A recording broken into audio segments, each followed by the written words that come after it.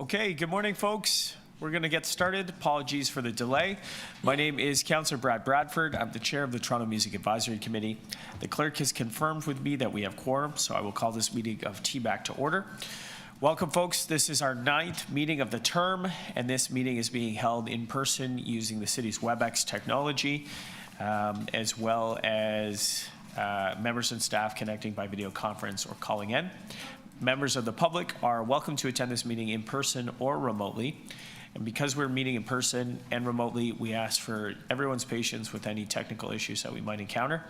I'd like to remind staff to keep their mics muted with their videos turned off unless they need to answer questions or speak with our committee members. If members wish to ask questions of staff or speak, please make sure your video is on and raise your hand or unmute your microphone and indicate your intention to speak, and I will write your name down for our speakers list. If members wish to place motions on any of the agenda items, please email the text of your motion in advance to the clerk at tmac@toronto.ca. And when voting on an item or a motion, I would ask members to turn on your video, raise your hand to indicate your vote. If we have to do a recorded vote, then I'll ask if you are in favor or opposed.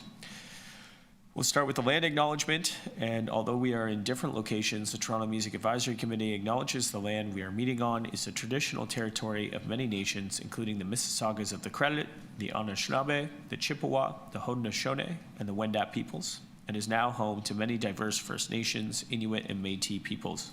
We also acknowledge that Toronto is covered by Treaty 13 with the Mississaugas of the Credit. We will do the confirmation of the minutes. May I have a motion to confirm the minutes of our meeting on May 15th? Okay, Lisa, thank you. All in favor? Terrific, that's carried.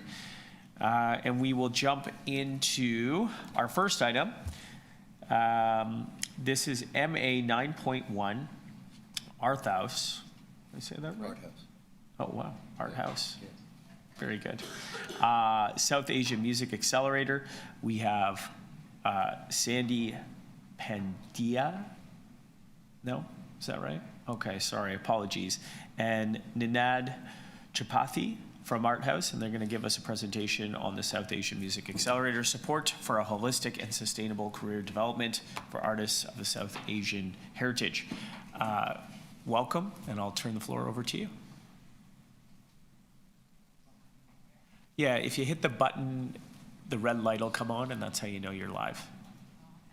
I'm not sure how to put on our screen that we're hooked up to. Oh, okay. IT's going to come over and make that connection for you. But good morning and welcome, and thanks for coming in and joining us in person. You'd think after all these years in the industry, I'd know good mic technique, but I'm not sure. Do I lean in? Do I lean out? I think we got thumbs up for our friends online. I think everyone can see you and hear you. Okay, great. First of all, thank you. Well, good morning, and thank you so much for inviting us here today. My mother also thanks you, because really for a lot of Indian people, this is the kind of stuff all those ladies, her and her buddies sit around and watch on TV, so she was so excited. Thank you very much. So I am Sandy Pandia, the owner and founder of Arthaus Media. For most of my career, I've had the privilege to represent some of the greatest voices and storytellers of our country. Some of those artists include the Waltons, Lowest of the Low, Hayden, Huxley Workman, Julie Black, Tegan and Sarah, Serena Ryder, Talk, lots more. That's what I can remember at the moment. 2 months before the pandemic, I also started a publishing division and launched a record label. Not the smartest of the things, but, and as many of you know, the pandemic devastated, not even obliterated this industry. But honestly, for me personally, it was a real time to just take a breath and dream, because, you know, generally in my industry, and I've been an artist manager for over 2 decades, we're answering phone calls at 4 in the morning, flying across the country at 4 in the morning, having artists drop off their children, their dogs, their cat over so they can go across the country at 4 in the morning. Anyway, so it was really a time to dream. And so that is really the dream, really then, is Arthaus community. That's how that was born. It started initially with Serena Ryder and I just running classes online for a lot of artists to do with mental health and wellness. And from that, it grew into our incredible series at Billy Bishop Airport that thank you, Mike Tanner, Jacqueline Tam, and the city that are partners with us. We run a scholarship program with TMU for a music student each year. We run an award-winning program with Advance. Sorry, Sandy, could I just pause here? IT's just gonna get the laptop connected again. It's connected, just went to sleep. Oh, okay. Is it okay? Yeah. Hey, there we are. Sorry, yeah. So we run an award-winning program with Inside Live, which is with Advance Live Nation MLSC to empower Black youth. We also run a leadership accelerator with women in music. We also run something with the Walk of Fame for emerging artists. But today, what we're here to talk about is a personal passion of mine, which is the South Asian Music Accelerator. So I'm going to pass it over to my colleague here, Nanad Tripathi. Thank you. The next slide. Oh, yeah. Good morning, everyone. My name is Ninad. I'm an artist manager and label manager at Arthaus. And alongside Sandy and the team at Arthaus, I've helped develop SAMA, or the South Asian Music Accelerator. The South Asian Music Accelerator is a first-of-its-kind artist development program designed to support emerging South Asian artists in Canada through mentorship, education, community building, and professional opportunities. Our long-term vision here is bold but intentional. It's to establish Canada and in turn Toronto as the global home and launchpad for South Asian music. The way Nashville is for country music, or the way Atlanta is for hip hop, we believe Toronto is uniquely positioned to become the cultural and industry hub that can connect South Asian music to the world. South Asians are one of the largest visible minorities in Canada and Ontario. As of 2021, there were more than 1.5 million South Asians in Ontario and more than 2.5 million South Asians nationally. And this number is rapidly growing. The audience, the talent, and the market demand already exist here, but the infrastructure and pathways do not. Canada already has an undeniable footprint on global South Asian music, yet industry mechanisms around it simply have not caught up. Some success stories that are coming out of Canada currently, for example, Sidhu Moosewala, who was the first Punjabi artist to cross 1 billion streams on Spotify. He came to Canada and called Brampton home. Karan Aujla and AP Dillon, who are some of the biggest South Asian artists, also currently call BC home. Icky, a Billboard charting producer who collaborated with artists like Ed Sheeran, is a Toronto native, specifically the neighborhood of Rexdale, and is also the program ambassador for this program. We've also seen unique partnerships like the creation of 91 North Records, which was a unique partnership between Warner Music Canada and Warner Music India. Similar multinational companies are also creating unique partnerships that are creating bridges that span across continents. The momentum, in short, is real, but the ecosystem hasn't totally built up yet. Go to the next slide. Some existing challenges for emerging South Asian artists in Canada. Right now, talent is scattered across the map, and there aren't support systems present to connect them. There's a lot of great South Asian creatives and industry professionals across the map of Canada, but these dots across the map don't connect to each other via lines. Our communities are highly siloed. There is a lack of trust and access to established industry. There's minimal mentorship, career development, or professional infrastructure, as well as economic barriers and unequal access to resources like studios, education, and networks. In short, we have world-class talent in Canada without the world-class pathways to bring them to market. I briefly want to highlight some of the highlights we had this year, as this was our pilot year serving this program to the community. This year we engaged over 350 community members via mixers and workshops. We brought 9 artists from across the country to Toronto for an intensive week of learning. Out of these 9 artists, 4 were Ontario-based artists. We also had meetings with tastemakers in the industry like Apple Music, who had their teams across India and the UK come here to meet our cohort early September. We also have scheduled meetings with tastemakers like CBC in early 2026 to help get this music programmed and create a real economic impact. Part of the intensive week of learning that these artists had when they came to town was workshops. We had different industry specialists come and go through different segments of the industry. We also had a song camp, out of which came some great music. We had the highest level of producers in these rooms, some of which were South Asian Canadian Chin and Jetty, who's been nominated for multiple Grammys.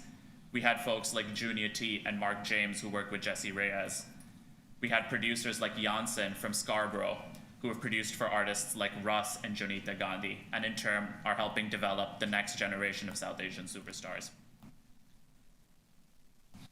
We achieved all of this on an extremely limited capacity and underfunded resources, with significant in-kind support from our own team and from our partners at Coalition, CMI, and other organizations from the community like Warner, Sony, and Massey Hall. Looking forward to our vision over 2026 and the future, we're looking to keep serving this program annually once a year.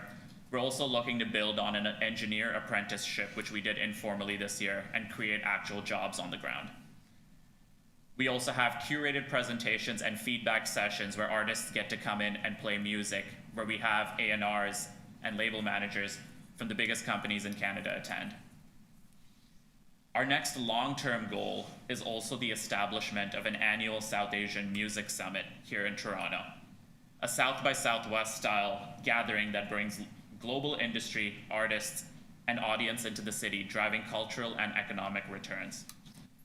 To make this possible and to sustain the momentum, we do need support. Not just financial support, but partnership, collaboration, space, and resource alignment at a city level.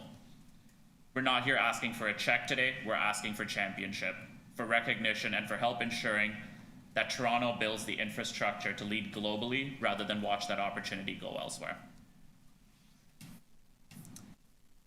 To close this off, I just want to say, we have the talent in Canada, we have the market, we have the global momentum.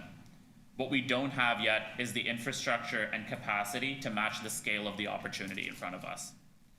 Toronto has a chance to become an international home for South Asian music, and we hope to work closely with the city to make that a reality. Thank you. Terrific. Thanks very much for that presentation and taking us through that. We're going to open it up to questions from the committee. Any questions?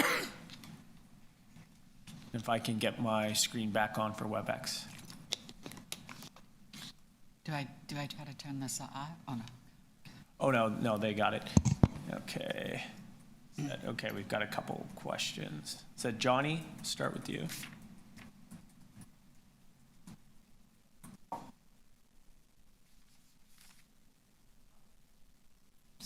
Oh, sorry. Is Paul there?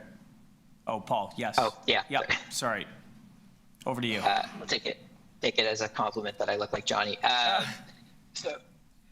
Yeah, thanks so much for that presentation. Obviously, this is something very near and dear to my heart personally, as a person of South Asian descent. I'm particularly excited, not just for the success you've already had and future cohorts of the Accelerator, but the idea of some kind of South by Southwest style event in Toronto focused around South Asian music. I think that could be such an enormous thing.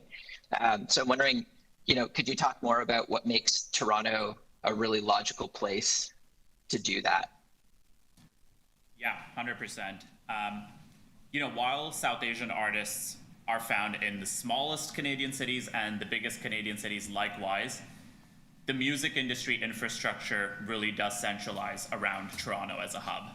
And it makes clear sense that regardless of where artists are making art across the country, the infrastructure already exists in Toronto for the wider music industry here, and that it just needs to be opened up to some siloed communities.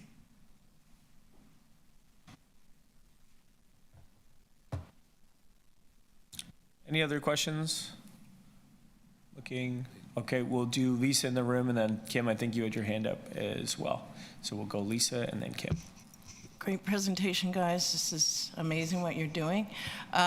In terms of what TMAC can do in terms of bringing more or amplifying your efforts, there are events that take place at City Hall, for instance. I mean, Mike and Jacqueline are the experts on what might be out there, but any thoughts to what maybe we can bring to the table? Because I think you're right, it's a very concentrated population. Paul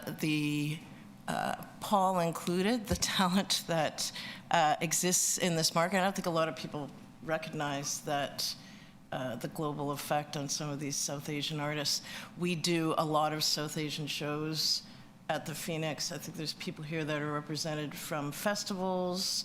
You know, is there something that we could do, or Mike, is there just something you might want to suggest in terms of what we can get started with to kind of bring this forward? Thanks, Lisa. I was going to ask this sort of version of the same question.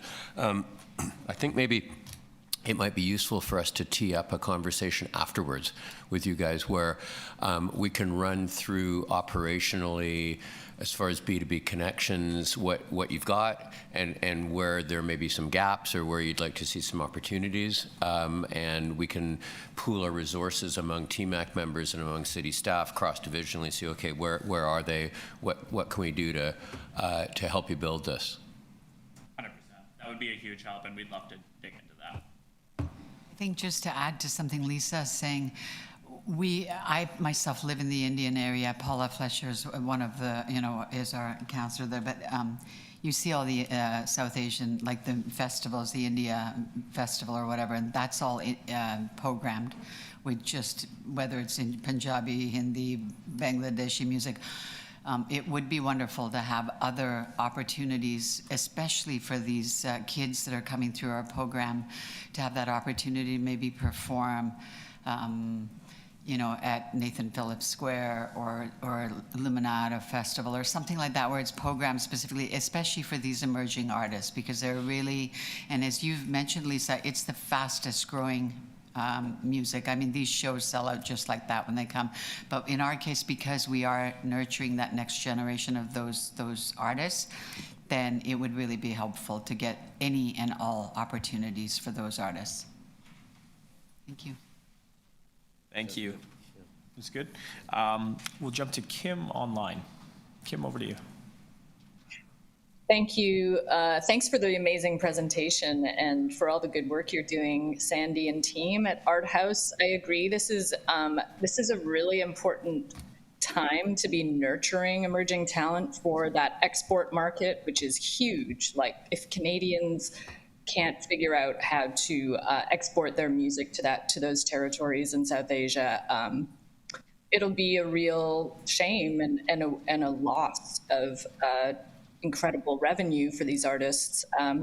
So I guess my question is, what time of year are you thinking for the conference? And is there any way, you mentioned something that maybe you could piggyback on when the South Asian community is already coming together for celebrations or a festival, but the Toronto scene is so crowded already with conferences. So I'm curious to hear more about what time of year you're thinking, and also, any way we can support in our subcommittees. I'd love to have a conversation after with you. Yeah, 100%. 2025 was our pilot year doing this, and we did kind of a mini summit. That happened the first week of November, but as we do this year and year after, we're going to slowly figure out which is the best time.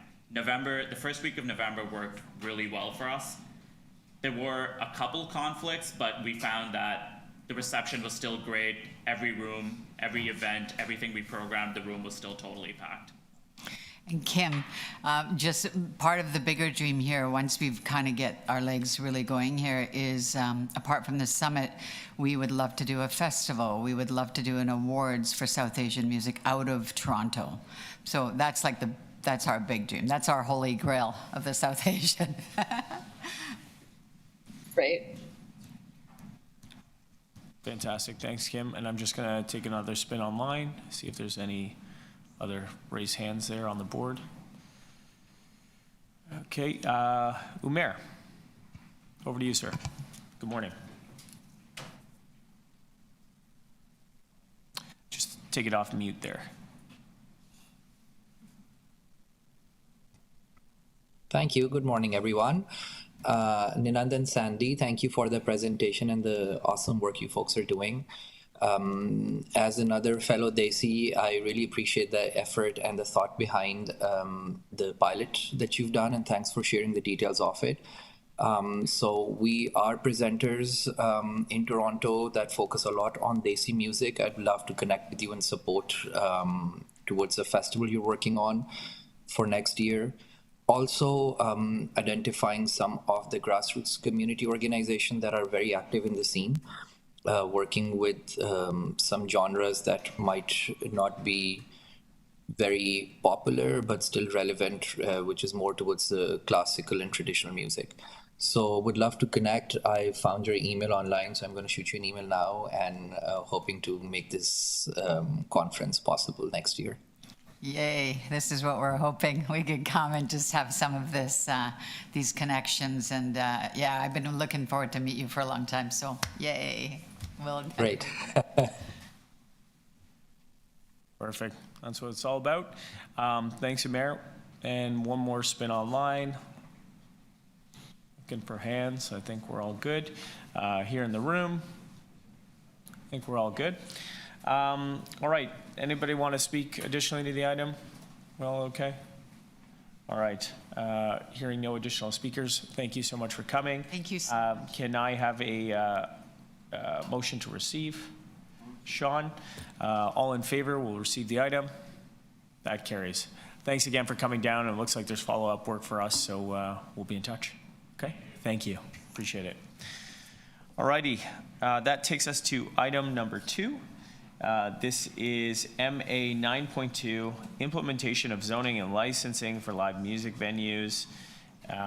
This is an update to work that's been underway here at the community, and we're joined by the ECDev and Culture team, as well as City Planning and MLS. And we're going to hear from staff. Is that correct? It's what? MLS. Yeah, we're going to hear from MLS, I suppose. Yeah, this is you.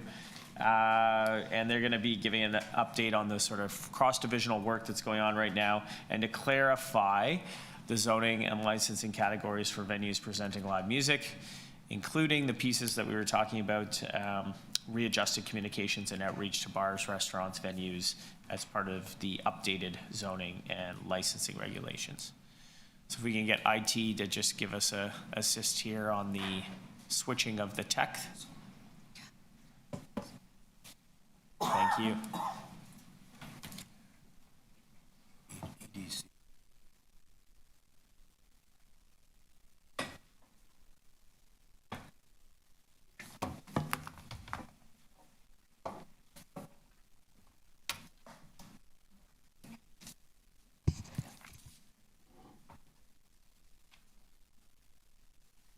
Okay.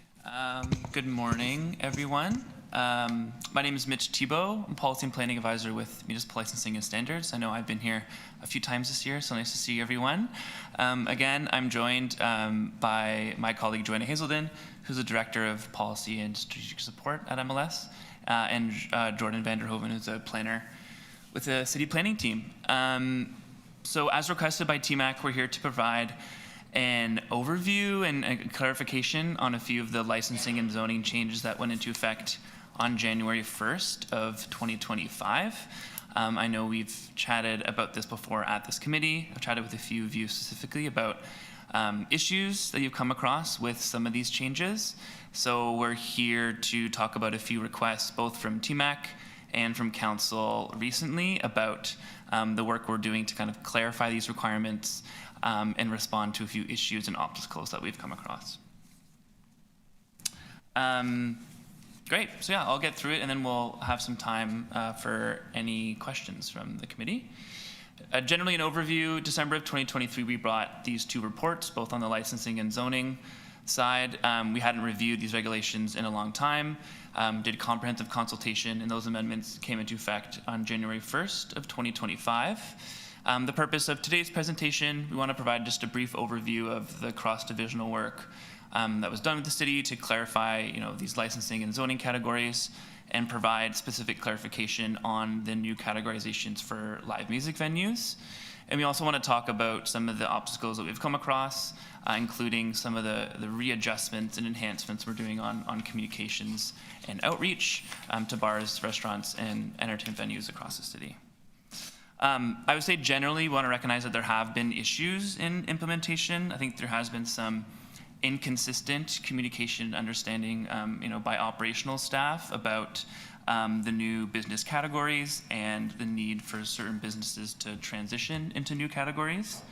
I would say we need to do a better job of communicating about license renewal and those transition pieces, and helping businesses better understand when they might need a new license. But I think the key message today is that we are really trying to course correct over the past few months and into the new year, and trying to really refocus on compliance and education as we committed to at the beginning of this process. And just for brief context, in October, this committee requested us to come back, provide some specific messaging on the licensing and zoning definitions for live music venues and on that communication outreach piece. In addition to that, through an item brought by Councillor Fletcher to the recent City Council session, there was a request for MLS to establish a more streamlined process to transition existing businesses into the new licensing framework. So we'll speak a bit to that direction and some of the activities that are underway on that side. Okay, so we're first going to start with just a clarification on the licensing and zoning elements for live music venues as requested by TMAC. So I'm gonna pass it to Jordan to clarify the zoning specifically for live music venues currently. Thank you, Mitch.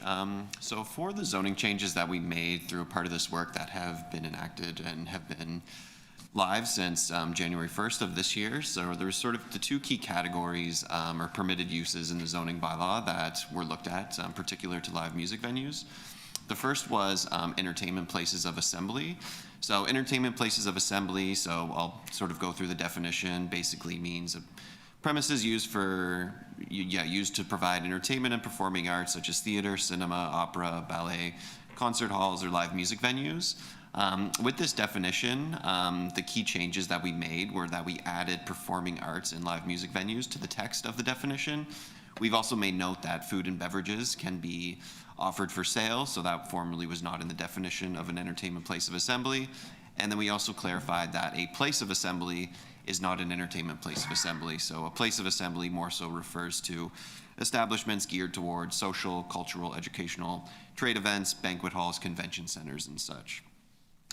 So the conditions that that are applicable to entertainment places of assembly for live music venues do include in the commercial residential zone, which is the most common zone for a live music venue, would include a 400 square meter interior floor area maximum when that establishment or that lot is within 6.1 meters of a residential zone.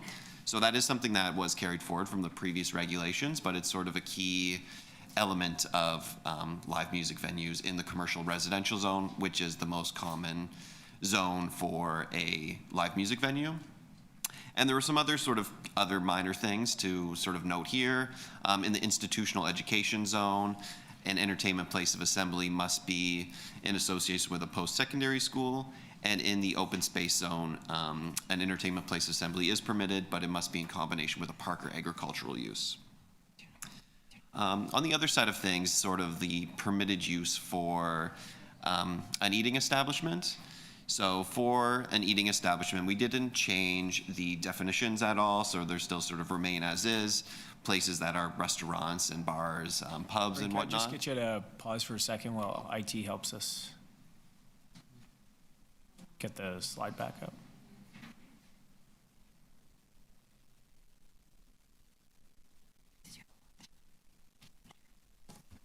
Okay. Is it the connection? Oh, it was good. Oh, sorry, guys.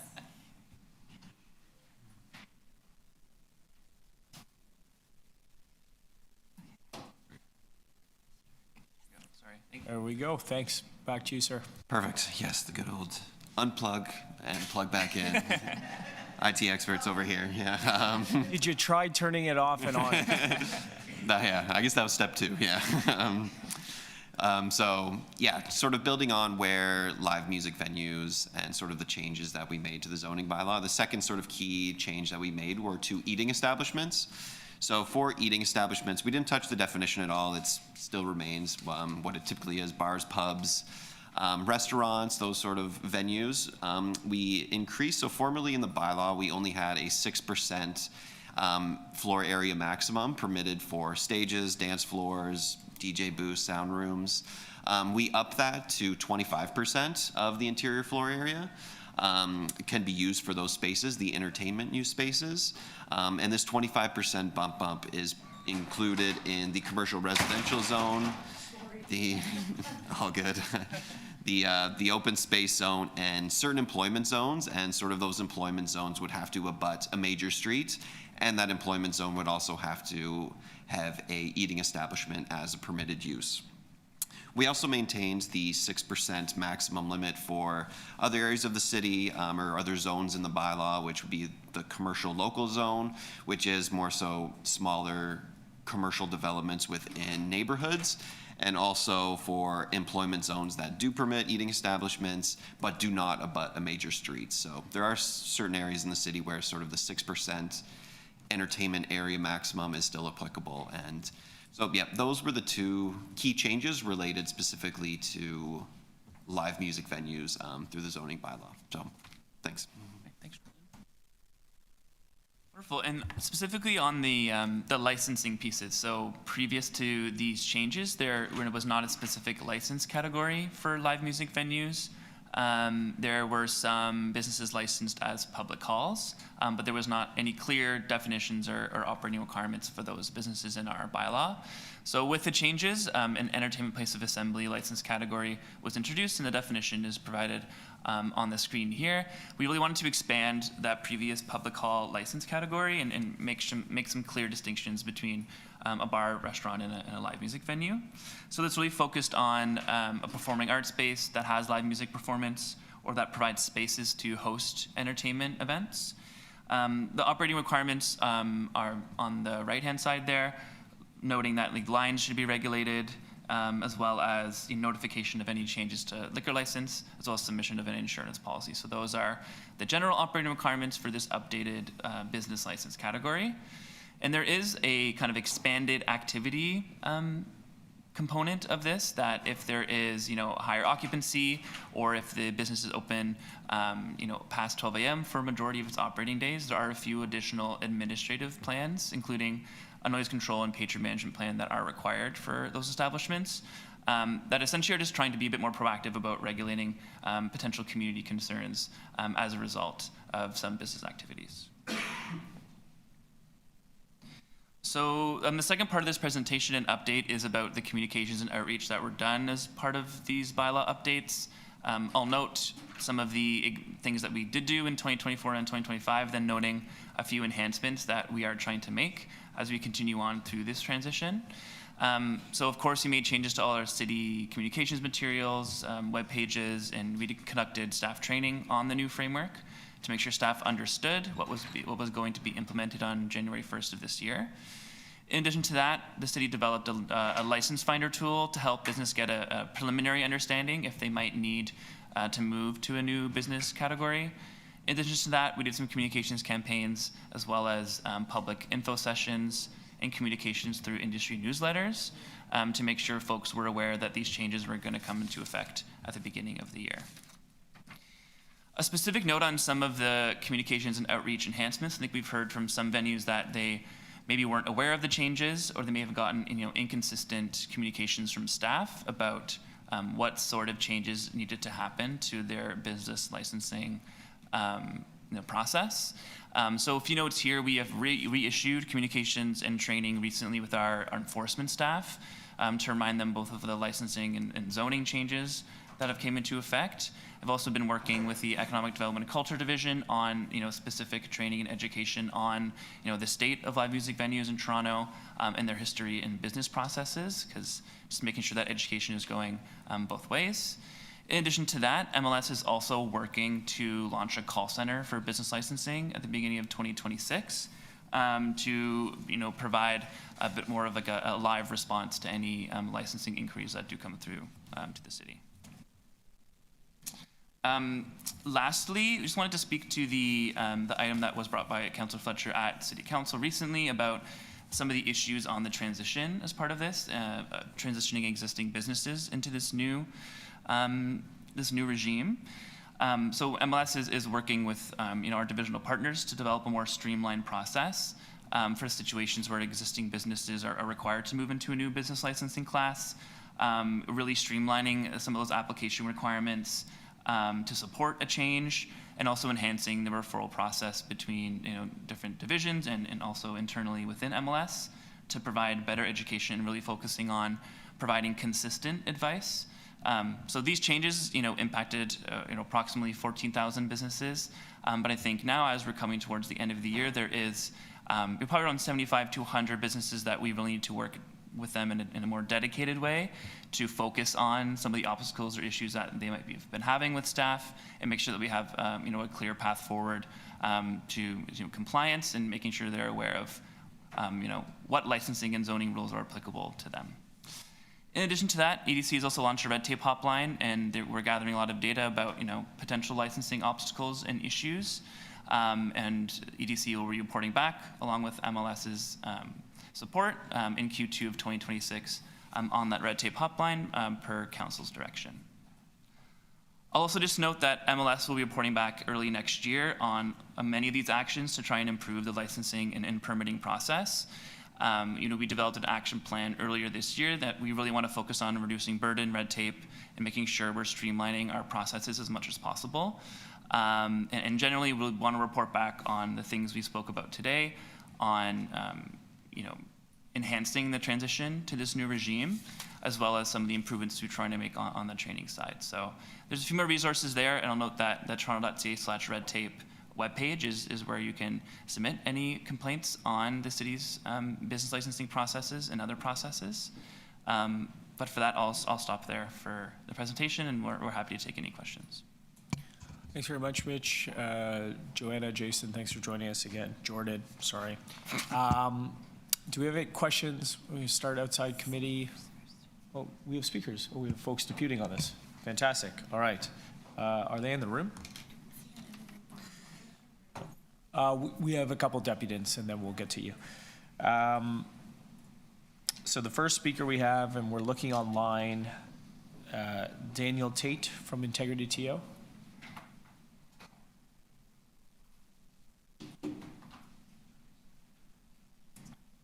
Not online, okay. We'll go to Ingrid Boudet, No More Noise Toronto. Is Ingrid online? Oh, not online, in the room. Yes. Fabulous. Thanks, live and in real life.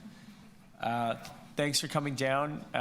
Looks like you're connecting a computer, so we'll just make sure that goes smoothly for you.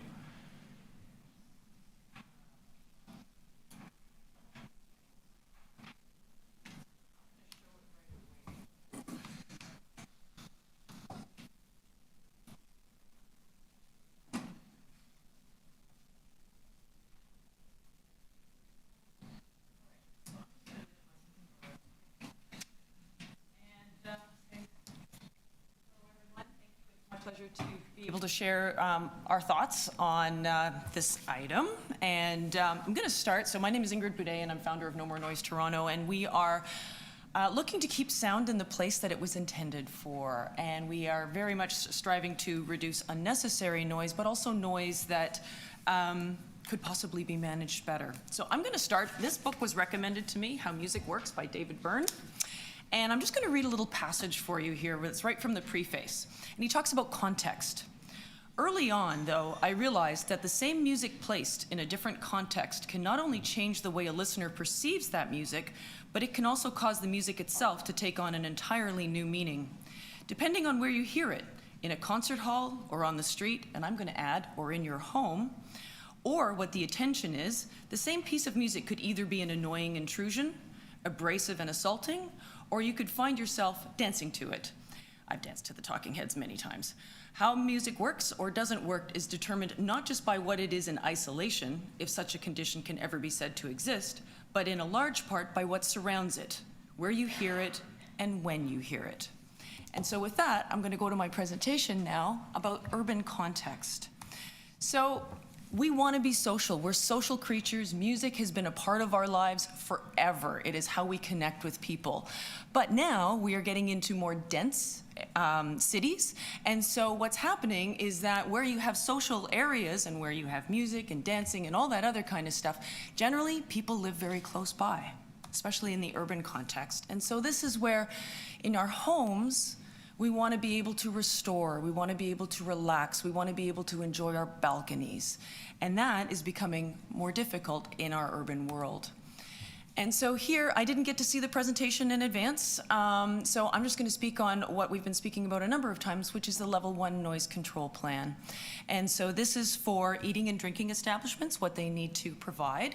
And the first one is an acknowledgement by the operator of the noise bylaw, which is great. Information from the operator that identifies all sound producing or amplification equipment on the premises. So that's on the premises. I'm curious what happens when somebody brings in their amplification equipment. Does anything change there? The big piece that we have here is what is upon request. And upon request is an operations strategy submitted to the Municipal Licensing and Standards Division that contains the following.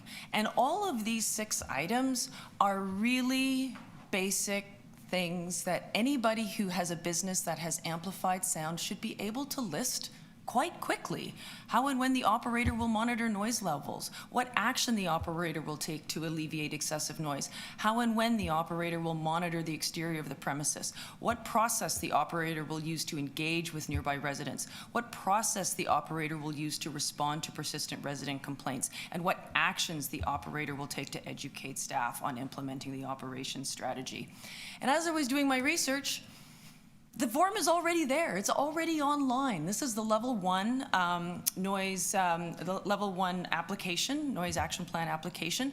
And this is where this change is really easy. It's 2 words, remove upon request, because all of this is there. And how long does it actually take to add some bullet points to this form? It's already being ingested into the city's infrastructure and electronic database. So let's just add this, because what this is prudent. It's risk mitigation. Noise complaints are a risk, and we aim to reduce those noise complaints so that operators can have operate their business and do what they need to do. So changing cities, our cities are becoming more dense, so we're creating noise canyons. Street level noise is extending all the way up, and whether that's a modified car or our amplified sound on a patio, it's traveling all the way up to the highest levels. And that also means that more people are impacted. As we get more dense, more and more people will become more impacted in their homes. And just to remind people, noise creates negative health impacts. We all know what it feels like to wake up the next day and we haven't had a good sleep, we're tired, we can't focus, we're grumpy, right? So there's reduced quality and quantity of sleep, mental impacts, and health impacts. So my first recommendation is work to reduce noise complaints. Make that second piece mandatory, and that begins the education and enforcement process. Reduce the caseload for bylaw officers. I hear they have over 800 cases a year, which also then would improve the quality of life for residents. So this is a win-win. Improve reporting, monitoring, and enforcement. Reduce or eliminate bylaw officer visits into the home, and employ sound level monitoring that can provide just-in-time alerts and assist with festival organizer requirements for sound level monitoring. So let's create a better Toronto, and I would say also a vibrant Toronto, by reducing noise. Thank you so much. Thanks very much, Ingrid. Thanks for coming down. Do we have any questions for our deputant? I'm looking in the room at the moment. Now I'm looking online. Not seeing any hands. Okay, thanks for your deputation. Appreciate you being here. And I'll give another call for Daniel Tate to see if he's come back online. Okay. Looking to clerks. Shall we carry on? Yes. Okay, we will carry on. Hello, Mr. Carew. We're on item 2, and we're talking implementation of zoning and licensing for live music venues. We just got an update from staff, and we have Councillor Fletcher who just joined us in the room, and we're going to go to questions of staff, Councillor Fletcher, so I figured you might have a couple. Yes, I do. Over to you. Thank you. Just on the, we're at the hotline, the red tape hotline now. Have you experienced some of these issues, the licensing issues coming in on that hotline? Somebody? Is it your hotline or is it economic development hotline? So yes, we have received some of that feedback. You've received some of the feedback that it's cumbersome and Yes. difficult. And the, I guess, just for this, I know that the enforcement was pretty heavy on the new licensing, but I just want to hear how you're planning to enforce an existing license. Now, we're going to streamline that process, but during that time, what type of enforcement will you be carrying out around licenses that people have?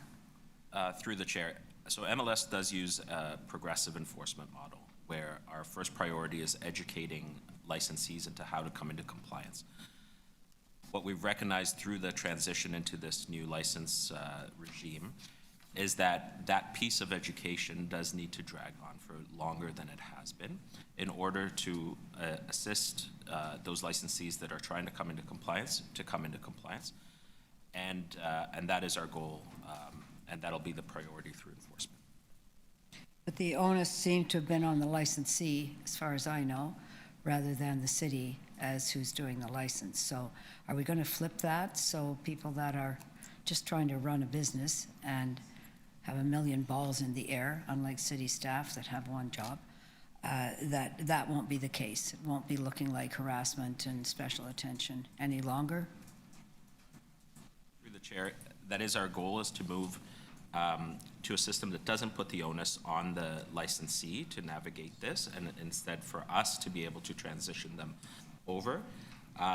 As always, there are going to be some situations where people might fall through the cracks of that, and it is in those situations where, again, we will undertake an education process and a way of guiding people through the process, either on an individual level if they require it, or on a more class level if they require that, on how to transition them through the process from a previous license category to a new license category if they require it, in the hopes that yes. once they are transitioned over, that would be the appropriate license category going forward. So the motion that City Council now has, that you'll streamline that, and if you have an existing license, that it will be transferred if you've not changed your business model or physically changed the business in any way. That would be what percentage of businesses? 99, 98? What are you thinking? And there's 2% that have made a change that are going to need some help. That's what I'm thinking. Through the chair again, we do feel that it is a very small percentage of licensees that have changed and would require different licenses. So for those that haven't, and it's just a question of transitioning them over, we're working on systems that would be able to do that on the back end rather than putting it on the licensees. So there'll be a concierge service for those who, I'm just going to call it 2%, because most people haven't made big changes in their business price practice, their physical location. So with their earlier license, that will just transfer over to the new license. No court, no nothing, no building examination, zero. It's a smooth transfer by the city. Through the chair, we recognize that virtually all businesses that operate would want to operate in compliance with our bylaws. And Well, maybe there's a couple that might not, but that's fine. I added virtually just. I have a few. But, but certainly those that are on the very easy side of the scale that haven't changed anything, our hope is to be able to transition them without any input from them. Those that have changed, we're creating systems in our business licensing unit that would be able to assist them on a more individual level, as was mentioned in the presentation as well. Also bringing back a phone center that would be able to assist businesses navigate that system without them having to, for example, shut down their business during the day to come in person to an office. They would be able to just phone in and talk to a person. So that's certainly our goal. And what will your enforcement staff do, because they're not out ticketing now? Through the chair, enforcement does remain a part of the tools that MLS has. As I stated, progressive enforcement model would stress education first, and certainly our anticipation is that most licensees would want to come into compliance with our regulations. Enforcement may be used as a tool in situations where it's warranted. Yeah, but they're just streamlining it. So what are the folks doing that are not checking, you know, you're like, don't have the right license and now you're going to go to court and you're not doing it right? Since we're streamlining and passing the license over, you might have a lot of folks that aren't out there checking on that. I'm sorry, I was having a hard time hearing the question. I'm sorry. Did you hear that one? Yes? No? I just think you may have extra people because you're not going out to enforce the fact somebody doesn't have the right license on their wall, because you're now streamlining their renewal to a different category, correct? I hope I have that right. Through the chair, I think that's correct. So, and if, through the chair, if I understand your question, they are still responding to service requests because we are getting them in. And there are also, this is only 14,000 of the businesses that we license. There are several other business types that our enforcement team go out and do their progressive enforcement with. Great. So they're very busy. They are not twiddling their thumbs for sure. great. Okay, thank you very much. Thanks, Councillor Fletcher. We will move in committee, and I'll look around the horse. I'm on the committee, Are you? Yeah. No, I'm just just. to let you know. So thanks, Councillor Fletcher. Great to have you here. It's nice to be here. Fantastic. Anyone else in the committee room? I'm going to look online for a show of hands. Okay, we're coming back in the room. We'll start with Jeremy, and then we'll go to Lisa.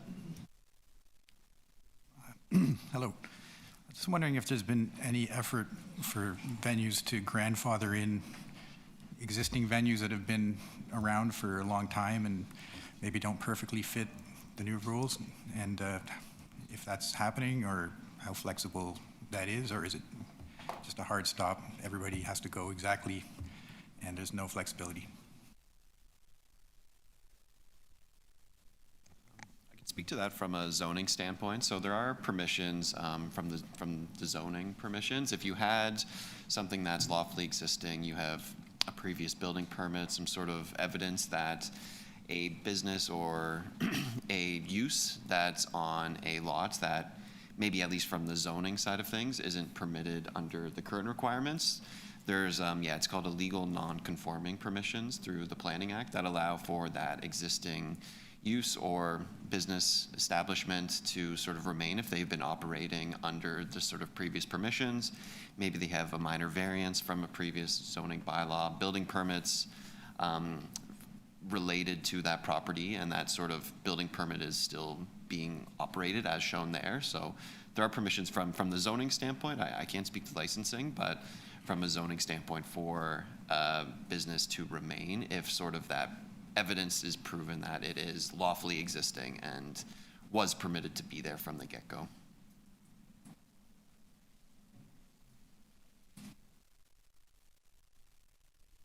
Okay, thank you very much. We'll go over to Lisa.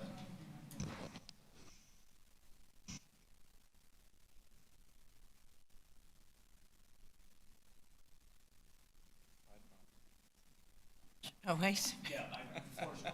Okay.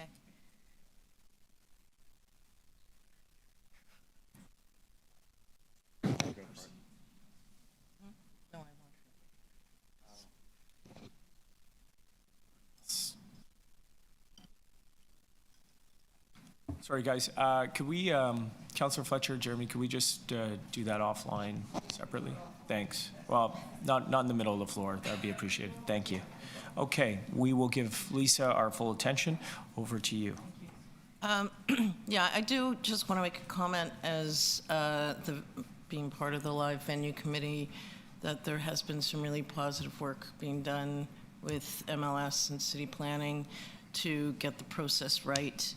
And a number of things have been put forward in terms of making sure that when bylaws show up that they're only speaking to the owner-operator, that there's this notion of education being reciprocal has been discussed, and that there won't be any heavy-handed charges or court summons until there's actually venues license removal. So I do think we've actually made, Councillor Fletcher, some pretty good strides in terms of the streamlining of the communication through the good work of the music office and TMAC.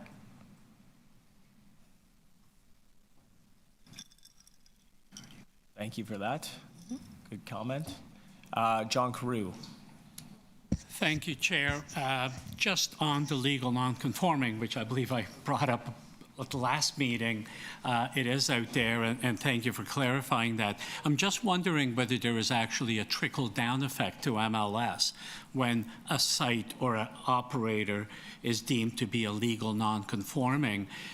At MLS, do you have an asterisk behind that file, so when an inspector goes out and you do, eh? Okay. So I just want to make sure that we're not chasing stuff that falls into that bit of a gray zone in legal non-conformity, because I'm sure when the inspectors are out there, if it looks like a duck, it's probably a duck, and they think that it might not be out there, but just making sure that the files carry the right designation that's out there.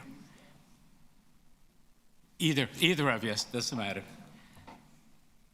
I would say, so if they are legally non-conforming, their zoning is compliant for that area. So it's noted on the file, and yeah. So we do work very closely with our planning colleagues on that. Yeah. Terrific. Any other questions? Sean? I'll reiterate what Lisa said, that we did a lot of work in the background over the last few months and spoken with many departments, so things are moving forward. My question that I would ask is there a timeline, because hey, it's December, and this rollout of this new license was supposed to be kind of completing at this point. Is there a timeline that we're looking at to get everyone on board before it goes back to enforcement, or that kind of angle? Through the chair, the initial rollout of the new rules did envision some transition period for licensees to come into compliance, especially around their renewal of the new license. What we continue to learn is that some licensees were still having problems coming to compliance at their first renewal. So we're going to work with them throughout this year and throughout their renewal period in order to bring them all into compliance by their next renewal, with the hope that once they're properly licensed and correctly licensed, that would just be continuing going forward, and it'll make their lives easier. Thanks, Sean. Any other questions? Looking online. Okay. Anybody want to speak? Commentary? Councillor Fletcher? Yeah, I'll speak, and it's great to hear you've been working on this. I have also been working on this since, I guess, really September, when I got a call that somebody was having to go to court because they didn't have the right renewal on their wall at 11:30 at night. That really got me going, and had many meetings with MLS, and I want to thank Mr. Katz as acting general manager, executive director of MLS. He's really stepped in with his staff to try to figure out how to fix this. And then we've had quite a few meetings, because there's other things that aren't music related, but just encroachment issues, and having to go to East York and spend hours waiting for an appointment to renew some kind of license. It's certainly not business friendly. So quite a while ago, I sent a letter to committee asking for that to have a business-friendly approach to permitting and licensing. Then after that, at another venue, they were going to have to go through a plan examination because their patio somehow, because of the new license, they said you'll have to go through a number of hoops because it's a new license. So that's when at council this was there. It had been there about 3 times, working with Mr. Katz and right up to the deputy city manager to say, let's not tinker here, let's create the streamline. So if you have a license and you've not changed anything, you've got no charges of any kind, then you're just going to have a new license, and the onus is on the city to make sure that we're treating you right, because you didn't ask to change the bylaw. We changed the bylaw, and it's quite complicated now, as you can see, that small businesses aren't trying to wade through that. I always say to staff, I know you're out there, you're running your business, you're very busy, and it's very hard when you get a lot of emails, you might miss that. So this focus should be on compliance, not enforcement, getting everybody to the same place. I firmly believe that most businesses and most venues like yours are in compliance, good operators. There's a couple that might not be, kind of heard about them. But in general, we shouldn't be looking, saying, oh, well, everybody's not doing it right. If you're not doing it right, maybe we need to help you figure out how to do that, get you into a good place. There's no more court appearances. I guess I really got agitated when somebody was getting called to court for not having the right license on the wall and wasn't told they needed a new license. So hopefully those days are over. I'm interested in the presentation where if that happens, we don't spend 3 months trying to fix that. So this concierge approach, when that is the case, then that's somebody that reaches in at a high level, in my opinion, at MLS and says, okay, here's how we're going to fix that. Even Hughes Room got into a thing. What are they, place of assembly? What do they need? All these kinds of things. So we're not trying to make your business difficult. We should be making it easy to have good venues, good music, good entertainment around town, and sometimes we get lost in the bylaws rather than lost in making sure we have a great economy. And I'm interested to see what happens when we get the red tape hotline back, which is great to have in order to see all the calls, but it's not something that is immediate. If you call the red tape hotline, somebody's not calling you back right away to say, well, how can we fix that? It's just accumulating what kinds of issues there are. So I think that's still missing, Mr. Katz, that I just call it the concierge model. What we have in film is the concierge. You've got a problem with your permit, you call, you've got this, you've got that. And I think we need to set the same thing up for small businesses, particularly the ones that have had a category come from something that's pretty simple to something that actually is extremely complicated now. And I look forward to hearing everybody's happy and not having any more calls and have to go out to all my venues and keep fixing it. So I hope this is one good fix, and thank you everybody for your advocacy, and thank you to staff, and particularly to our Deputy City Manager, Will Johnston, for just saying, let's not make it complicated. Let's just say if you had the old license, you're getting the new one. That is cutting red tape. Thank you. Thank you, Councillor Fletcher. Any other speakers? Okay. I just wanted to reiterate something that Lisa said about the need for reciprocal education to be part of the process at the beginning. It'll be difficult to automate a process where a new license replaces an old license without MLS having a full understanding of the nature of the business. So just to keep in mind that that's a really important step, that information needs to be collected from the businesses and assumptions not be made about the core of their business. Thank you. Any other comments, speakers? Okay, not seeing any online. Can I have a motion to receive the item? Lisa, all in favor? Terrific, that's carried. Thanks very much, and thanks to staff team for your ongoing efforts on this. Our next item is number 3. This is another presentation from EDC to give us a quick quick update on the temporary liquor licensing review. We'll make sure that you can get connected quickly with IT.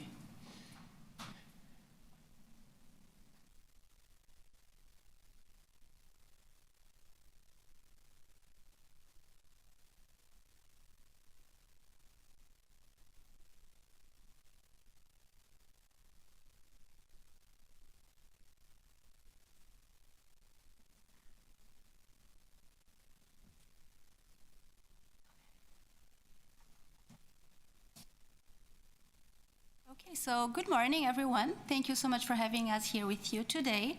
My name is Mariana Mota. I'm the manager for policy development in economic development and culture. I'm joined today by Laura Smith, policy development officer, to hear from you about temporary and occasional liquor licensing. So we have been directed by City Council to review the application process, and we have been undertaking this work for a while now. Today, you'll hear from us about the scope. So what is within scope and what is not when it comes to this review, the background and overview of the types of temporary liquor licenses, what the current process looks like and the challenges associated to that process, the specific components that Council has directed staff to review, the approach we have been taking with special attention to external engagement, including a summary of what we heard to date. And of course, given how important the music industry is, our goal today really is not just to update you, but we want to hear from you, and we do have 2 discussion questions. If there's any time at the end, we'll also share the email so you can share your feedback with us. So thanks to the committee for having us today, and I will now pass it over to Laura. Great, thanks, Mariana. So firstly, we wanted to start by being really clear of what's included in this review and what's out of scope. So this review is really about updating our processes internally and then also formalizing processes for applicants to make sure it's easier, more fair, and also balances the needs of businesses, residents, and event organizers. To be clear, within this review, we are not considering, nor does the city have the authority to eliminate any of these temporary liquor licenses. And so most of these liquor licenses are actually administered through the province or the Alcohol and Gaming Commission of Ontario, and the municipality has a role in endorsing or approving those applications. So for private events that might require an SOP, like a wedding or anything with an invite list, the city's actually not involved in that process. And so the process to acquire those types of permits will not be included or affected by this review. As well, Cafe TO permits are separate from this process, and so the process to acquire a Cafe TO permit will also not be affected through this review. Mainly through this, we're focused on 3 different types of temporary liquor licenses: the temporary extension of time, or as what sometimes in the industry we call a 4 a.m. extension, the temporary extension of premises, as well as the SOPs for public events. So I'll get into a little more about what those are in the next couple slides.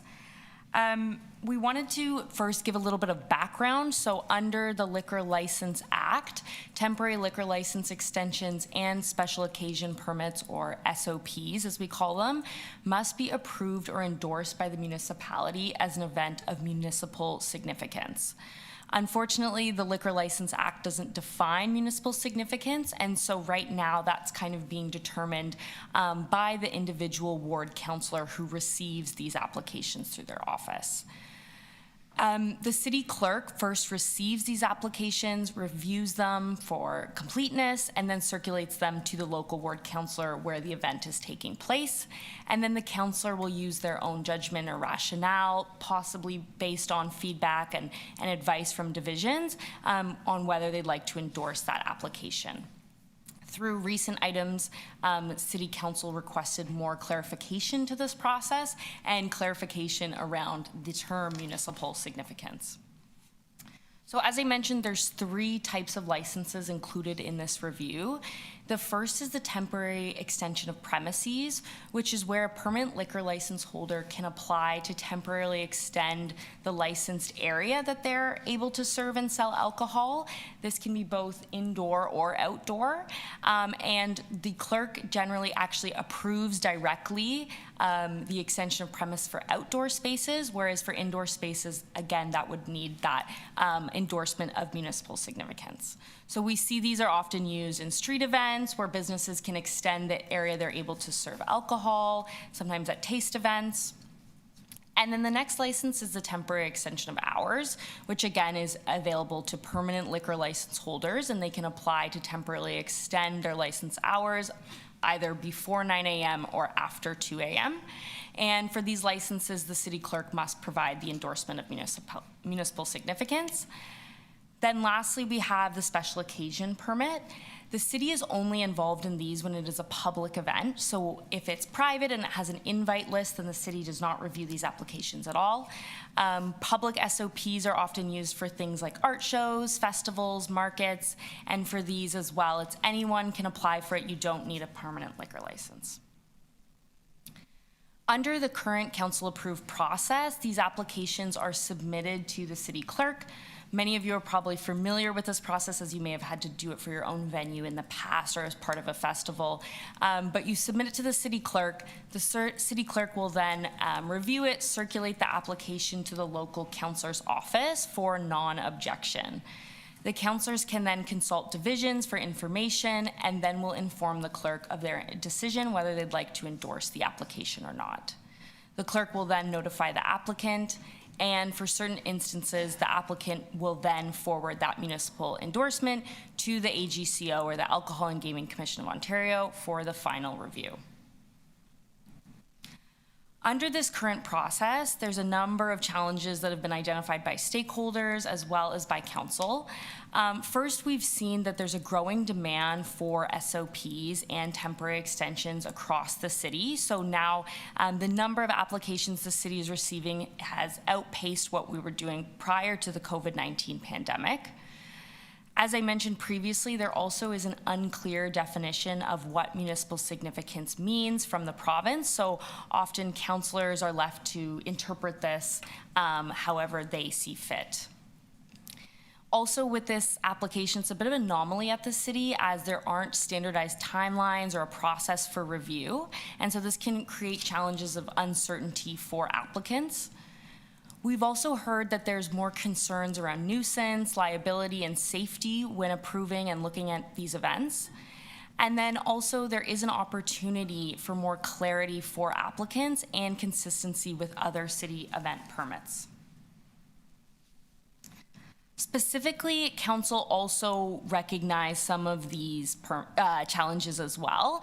Firstly, they recognize that municipal significance is vague and they wanted a clarification or definition. And so in 2023, they adopted the following kind of guideline or definition of municipal significance as an event that meets the criteria prescribed in the delegative authority, has a positive cultural, social, and/or economic impact on the local community, and is considered to be in the public interest, and finally complies with any other factors a member considers relevant to their determination. City Council also requested that the city clerk, in consultation with a number of other divisions, including ourselves and EDC, review the current steps to obtain a temporary liquor license and create new guidelines for this process. A few months later, council recognized a few other challenges with this process. They asked for further clarifications of the city's definition of municipal significance beyond what was adopted in the previous item. They also asked us to consider a recommended maximum number of SOPs or temporary extensions per venue per year. And again, asked us to create a process for review of applications that ensures compliance with city bylaws as well as provincial regulations, and ensures that the process for approving these applications is fair, transparent, and consistent citywide. To respond to these directives, we've currently undertaken a jurisdictional scan of models and approaches used by 10 comparable municipalities. We've also been conducting internal engagement with relevant city divisions that were named in those motions, so our colleagues in MLS, in Fire, in Toronto Police, among many others. We've also been conducting a policy analysis and review of other city event permits to make sure that we're identifying best practices and aligning with those where we can. And then lastly, we've been conducting an external engagement with a number of key stakeholders on a proposed approach, including what we are doing here today with all of you. So we are beginning to wrap up our external engagement phase. We've been consulting with a number of standing committees that already exist. So we've talked to BIAs from across the city through the Toronto Association of BIAs. We went to the Festival and Events Network meeting to talk with those who are commonly users of the SOPs. We also went to the Night Economy External Working Group, and then here we are today talking to the music sector at the Toronto Music Advisory Committee. To support this consultation, we also ran consultation sessions with councillors' staff, so we invited all of councillors and their offices to consultation sessions to hear from them. We also held 2 targeted focus groups with users of these applications to kind of fill in the gaps. And then lastly, we did also have a public survey. Hopefully most of you were sent the link to that and were able to participate. That ran for 3 weeks, and we really, again, wanted to hear from various stakeholders from the resident side, employees of these establishments, event and festival organizers, as well as small businesses, bars, and venues. So briefly, before we wrap up, we wanted to share a little bit about what we've heard to date. So we're still compiling and analyzing a lot of the findings that we've heard from stakeholders, but some of the key things that kept coming up were that stakeholders felt that maximums could be challenging, specifically for the night economy, and could be detrimental to businesses operating in the night economy. We also heard that an ideal process or an updated process would ensure that decisions are informed by compliance history. So we heard today that businesses feel that whether they are good actors should be factored into the decision making, whether they get these endorsements or not. We also heard that the process should be more aligned with the noise exemption permit process to find kind of the areas where we can streamline those and align them as best as possible, and that would help with event planning. Many stakeholders also told us that while they're in favor of timelines and standardized timelines for these types of applications, they also need the process to be able to accommodate last-minute events, specifically when things come up like the World Series, where bars and venues have no control. They want to still be able to host these events if possible. Lastly, municipal significance is still a point of confusion for many stakeholders, and we heard that a more clear definition or guidelines for determining this is needed and should be inclusive to a variety of event types that reflect the diversity of cultural experiences in our city. And so we'll wrap it up there. I'll turn it back to the chair to see if we have time, but we did come up with 2 discussion questions of kind of the feedback we want to hear from all of you. I'll share my email on the next slide if you'd rather follow up through email or if you want to submit feedback that way. But otherwise, thank you so much for having us today, and we'll turn it back to you, Chair. Thanks for the presentation, Mariana. Laura, let's see if there's any comments here. Okay, questions? Hi. Sorry, we have a speaker. Ingrid? Oh, yes. You're up on this. So this is your time. Sorry, I didn't realize we had another deputation.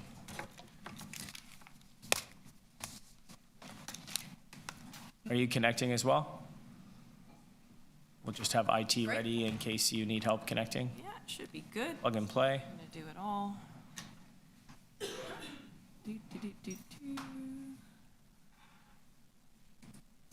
All right, fabulous. 5 minutes over to you. All right, thank you so much. So, hello everyone again. Ingrid Boudet, founder of No More Noise Toronto, focused on the noises that wake us up, keep us up, and disturb us day and night. And so I just want to be clear that our goal is to reduce unnecessary noise and to keep sound and music in the space it was intended for. We're data and process oriented, and we've got lots of supporters across the city. We're very thankful to be a member of the External Working Group for the Night Economy and thankful for the collaboration that we've had with the city. So in reviewing this process, I just want to say thank you to the Municipal Licensing and Standards team. We've had collaborations. This process absolutely needs to be reviewed. And a shout out to updating the noise page. I keep seeing new improvements on that, so thank you so much. So I'm just going to focus on the temporary extension of hours, because that's the biggest pain point for residents. Because sometimes it seems like an extension of hours is also an extension for noise. So back from the deck here, approved SOPs and extension is a rising trend. And I've heard that restaurants and bars needs to do this to survive. So if that's the case, then maybe there's something that needs to be adjusted in the process. Because we certainly want restaurants and bars to survive, but there's also a declining trend of alcohol consumption. Canadians from 25 years ago were bigger drinkers than they are today. We're drinking more wine, a little bit more liquor, about a little bit less beer. So this is kind of like, I keep thinking about this kind of like the whole Blockbuster thing. Like people are always going to continue to drink, but will they be starting to drink differently, and how is that going to shift and influence businesses? So there's also an article there from Retail Insider about the changing alcohol consumption. So back from the previous slide, what you heard was about being aligned with noise exemption permits. I've looked at those noise exemption permits, and there's some interesting pieces in there, but if there is a way to streamline the process, we are all for that.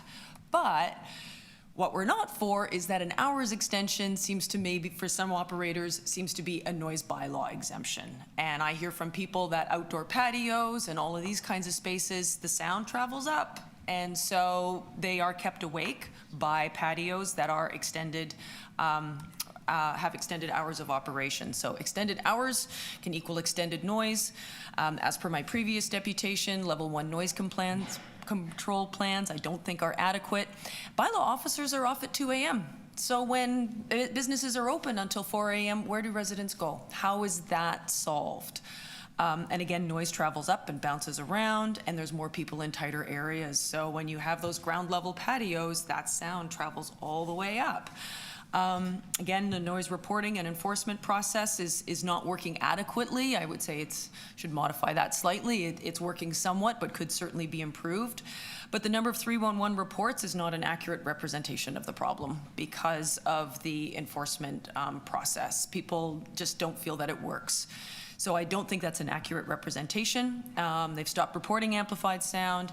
And back to the level 1 noise control plan, location staff are not informed of how to manage noise. I've had people say, well, we've gone up and talked to management, and they say there's nothing they can do. So residents are basically left having to try to go to sleep to amplified sound or loud music from open air patios or second floor patios. So recommendations, in an ideal world, it'd be great to not prioritize corporate profits over public health. We recognize that that businesses should make money, absolutely, but not at the expense of residents' health. And maybe limit the extensions until noise complaints are reduced or eliminated. In an ideal world, they would be eliminated and everybody could have a great time inside, and that people in the surrounding area could still be able to sleep. So in the real world, though, let's be clear, an hours extension is not a noise exemption. Add more bylaw officers for 24/7 enforcement, utilize technology to assist enforcement in high permit areas. Councillor Malik's ward and Chris Moy's, those 2 wards get so many requests, right? So maybe there's technology to assist with that. Utilize technology to reduce bass and limit decibels after 11 p.m. and maybe no amplified sound in outdoor spaces after 11 p.m. Maybe we just keep it acoustic and keep it nice and intimate, that kind of thing. So with that, let's create a better Toronto by reducing noise. Thank you. Thanks for the deputation, Ingrid, and I'll see if we have any questions relating to your deputation as it relates to temporary liquor licensing. Yeah. That's the topic. Okay, Lisa, question for our deputant. Thanks, Ingrid. So I just want to challenge a few assumptions in the report, because I think we have to be careful with declarative statements like 4 a.m. is the major pain point. One of the great things about this city, because, well, we talk about a venue survival or corporate profits, we're hardly corporate, and right now we're not very profitable. But, you know, we have to look at the reality of the city and how, you know, and including everybody in terms of who lives in the city, who is looking for music and entertainment in this city. And, you know, when we extend to 4 a.m., that isn't necessarily because we want people to drink 2 hours longer. It has nothing to do, frankly, with the statistics, which, again, I challenge that people are drinking less or drinking more. It's not about two more hours of people getting sloppy, spilling out in the streets and being loud. I'll take an example. I don't know if you were here when Sandy presented about the efforts in the South Asian community. It just happens to be cultural that a number of these groups will come out at 11 p.m. They'll come out at midnight. And so the way they function culturally is very different from maybe what we're used to. Maybe not me, but the general public. It's, you know, they're not going to end at 11 p.m. if they don't arrive until 12. Right. This applies to the Caribbean audience. This applies to a lot of the events we do with the LGBT community, where they simply, we're not trying to get extra hours of drinking. We're trying to accommodate a group that just don't go out the same way we go out. And we know that this city and the size of this city, the reality is that there are many variables in terms of, you know, what hours people work. Just because you do, you know, you work a night shift doesn't mean you shouldn't be able to enjoy the amenities of the city. So I think we have to be exceptionally careful when we sort of draw these lines of this is how the entire city functions. And, you know, I recognize the importance of being good operators, but there's absolutely no reason whatsoever why 4 a.m. should be different than 2 a.m., should be different at noon. If you're a good operator, you recognize the importance of being good neighbors, and you're not turning up the sound at, you know, a later hour that because you just had an extended license. I think, you know, certainly any of us represented here feel that sometimes we're tainted by a brush to suggest that because one of our big revenue streams is serving alcohol, that, you know, we're somehow up to a demonic activity. It just isn't the case. You know, we're trying to provide, you know, good, safe entertainment for everyone. I don't disagree with looking at maybe extending bylaw just in terms of ensuring that if things are happening at 4 a.m., that there's still that opportunity. But I will tell you, you know, as much as Councillor Fletcher felt that bylaw might not have enough to do, there's not a lot of bylaws officers out there to monitor in the first place. Yeah. So I think that it's, you know, it's a stretch to suggest that 6 bylaw officers can cover the entire city on New Year's Eve because everybody's got an extended license. Yeah. So, you know, I don't disagree with some of the things you put forward, but I do want to acknowledge the reality of how, you know, this business has changed just the way the makeup of the city and the residents have changed.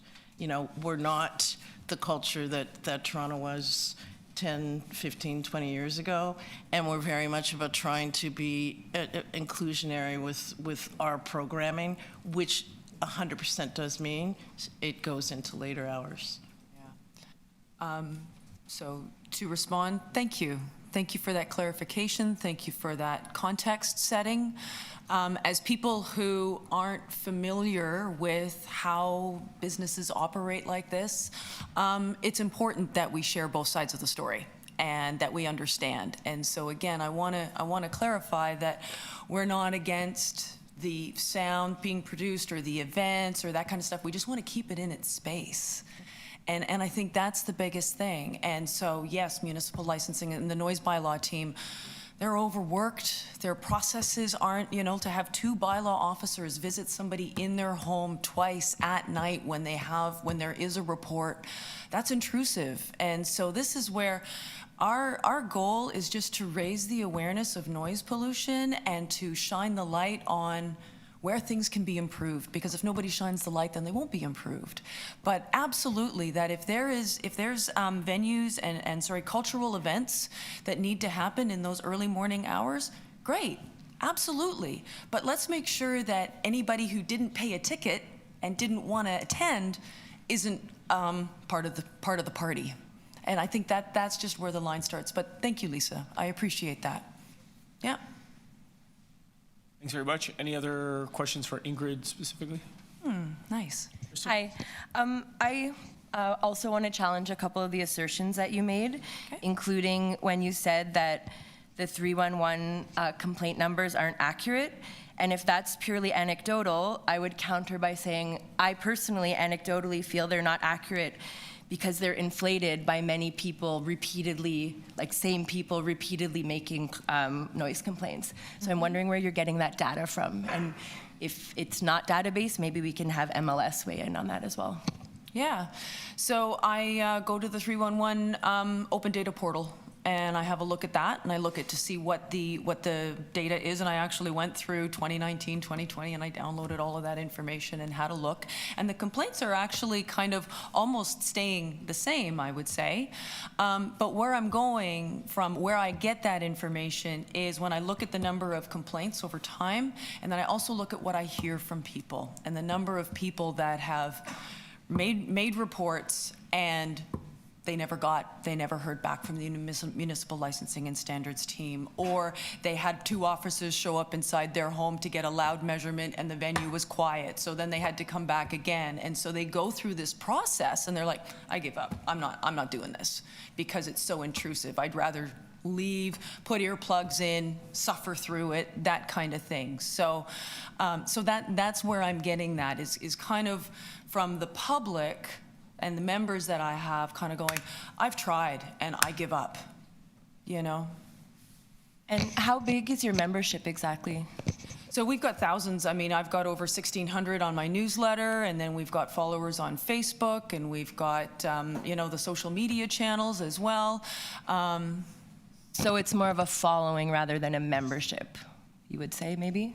I guess you can see how you consider membership. I mean, do people need to pay? Is that a membership? We've been having that discussion because now we're a federal not-for-profit. So now we need to look at what we define as membership. And frankly, I don't want to make a membership in No More Noise exclusionary by asking people to pay, right? So because a lot of people who are equity-seeking people, low income, all of that, they can't afford, but they are also exorbitantly more impacted generally by noise as well. They live in louder places, they live in mixed-use areas, and they're people who don't necessarily feel that they have a voice. So membership is a question that I can't really answer at this point.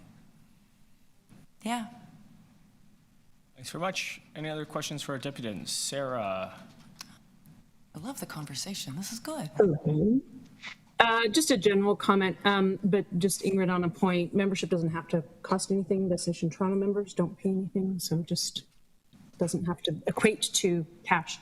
Thank you. But just wanted to state that from a tourism visitor perspective, our night economy is a vital part of what makes our city vibrant, competitive, and welcoming to visitors. Yep. Visitors arrive and participate in things all hours of the day and night. So from my perspective, flexible or extended liquor licensing when managed responsibly will support that for festivals and cultural events and late night businesses. I think extending licenses provides that flexibility needed to host world-class events, enhance visitor experiences, and support operators who are essential to that thriving night economy. So we support a clear and consistent city framework that ensures these tools are used responsibly. I will note, just in terms of the recommendations about permanent business model for some establishments, I think that's a good idea. I think when we look at visitor and entertainment districts. That's something that would be beneficial for us when competing on the global stage. But I would also caution the recommendation on the maximum number of SOPs or temporary extensions of hours in a single location if that first piece isn't allowed, because certain areas can accommodate and support large gatherings throughout the year. We're limited on where we can host those things. So if you start to limit SOPs, you're going to limit the number of things that can actually happen in our city. And then I'll just also note, I think, we've heard through this work, through other work in our conversations about the biggest challenge of that 2 a.m. spill out with large crowds and the stress that puts on transit, police, our streets, and public safety. So I think it's a good idea to have that extension in those major areas to stagger that exit and prevent some of those spikes, and may actually help with the noise issue in the end. So that's my comment. Thanks for that, Sarah. Melissa, question for our deputant Ingrid. Over to you, or questions more broadly. I didn't quite get to respond to Sarah. Oh, okay. Yeah, I was just real quick that if that extension model, where the 4 a.m. becomes part of the business model, that would be a great place to insert what is upon request right now in that level 1 noise control plan. That would be a great place to make what is upon request, make that mandatory. Okay, thank you. Thank you. Melissa, do you have a question for Ingrid? I do, yeah. Over to you. Hi, can you hear me? Yep, we got you. I just want to thank you for compiling all of this information, for bringing perspective to this group that sometimes we don't always see. And I'm just curious what you might share and sort of think are some helpful case studies that you found in other cities, given the fact that omnipresent noise pollution is just a part of living in a major urban center, and that it is something that music is just one small part of the puzzle. There's noise everywhere, and there's an element of it that can never truly be contained. What are some of the direct supports, the folks that you work with and those that are part of the group have been asking for, and also in other major global cities that have maybe similar concerns? What have been case studies or options that have directly supported individuals that are struggling with the volume of noise? Thank you for that. Noise is a problem all over the world, really. The night economy is one thing, loud motor vehicles are another, construction everywhere, and I feel that in general, people are kind of like, there's a certain bucket that we have as an emotional capacity to handle noise, and when we get over that, when we don't have that good sleep, and our emotions are, and our bodies are constantly assaulted, we get angry, we get annoyed, and so there's the health consequences to that.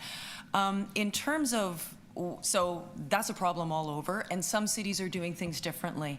And I think we're all struggling with the density of cities and how noise doesn't pay attention to lines on the land. It just goes anywhere it wants to. And I should say sound, it doesn't pay attention to lines and zoning. So there's a couple things. There's an organization out of Australia. It's called Noise End, and what they do is they actually, within venues, it just works like noise canceling headphones, where they analyze what the sound that comes out, and they create a corresponding canceling wave so that the sound stays in its intended space. I don't know how well that would work outdoors. Areas are starting to look at, because the bylaw officers are just so overwhelmed. Technology is another thing that people are using, and so we're working with a company out of Halifax, and whether it's port noise, construction noise, amplified sound, just establishing monitoring stations so that it can be monitored 24/7 without a person and alerts being sent. As for people trying to work through it, vibration is the thing that none of us have a defense for. You can't stick earplugs in for vibration. Try and ignore vibration, it's impossible. So then they try to modify the sound, and that's coming in. And so whether that's earplugs, whether that's white noise, whether that's putting really heavy drapes on your windows. There's a number of things that people are starting to do to just try to live with the loudness in our cities.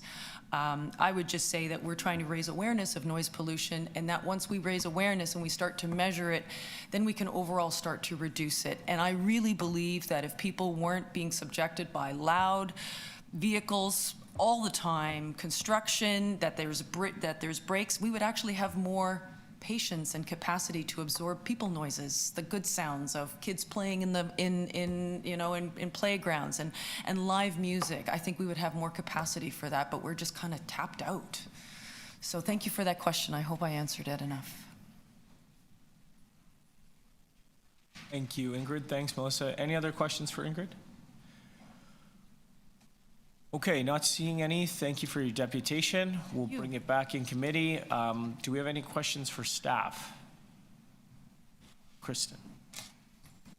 Hey, hold on, I took just a couple notes. Oh yeah, you had asked at the end of your presentation for number 1 was like additional challenges. Thank you. So one that I thought of was in a street festival context. Often it's mostly regularly licensed bars and restaurants who will apply for a temporary extension, but then the odd time there will be like an art gallery or a store that isn't normally licensed who applies for an SOP. And we've, through my work at producing at Do West Fest, we've experienced a significant challenge in getting those SOPs approved because I don't know, there's like a disconnect between the municipal significance being applied for by the festival structure itself and then the SOP being applied for by an individual business. So that's just one thing. I didn't think of it earlier when I filled out your survey, but I thought of it now in your presentation. And then I wasn't sure, in your presentation, were you saying that previously the declaration of municipal significance was not required for outdoor extension of premises during street events? Or is that one of the new things? That was an update in 2021, I believe, where the city clerk can actually approve those directly instead of it going to the AGCO. So to your previous point, it's difficult because the extension of premises to an outdoor space doesn't need to go through the same process as an SOP, as you've noted, and so sometimes that can be a bit confusing. So that's just only through, it does need the municipal significance approval rather than a municipal significance endorsement, if that makes sense. Gotcha, okay, thank you.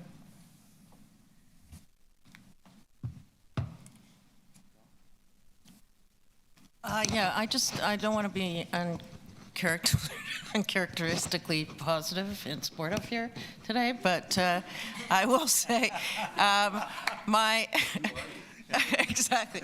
I think there is. I think the license extension group do an amazing job in terms of turning around, and really the backlog is with the AGCO, which no one here can really do anything about. But I find that the response time, they're passing things over to city councilors who also get back fairly quickly has been really good for us. And we have not had any issue in terms of explaining why the extension. Generally, they come at pretty obvious times for pretty obvious events. But yeah, I think that this gets a thumbs up from me. Thank you. And thank you for the presentation. It was awesome. I attended one of your workshops, and that was great too, to have the input. I'm posing a question. Next. I was, and then, I was going to flow with it. Now I've forgotten my question. What is it, Mike?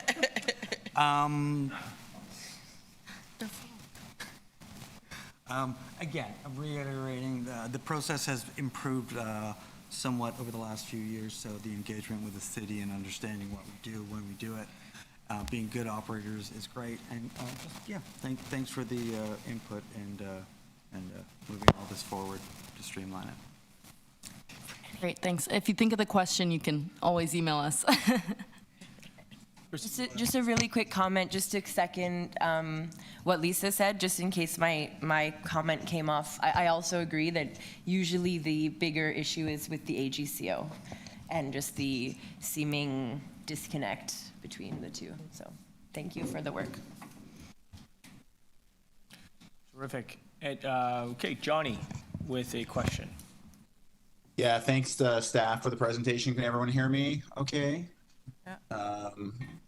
Thank you.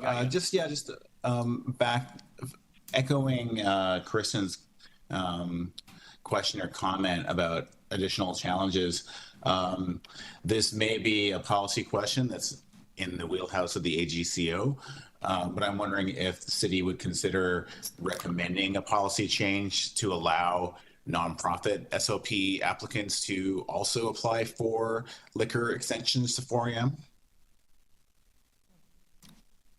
Yeah, the AGCO does require that goes through their channels rather than through the city's municipal endorsement process.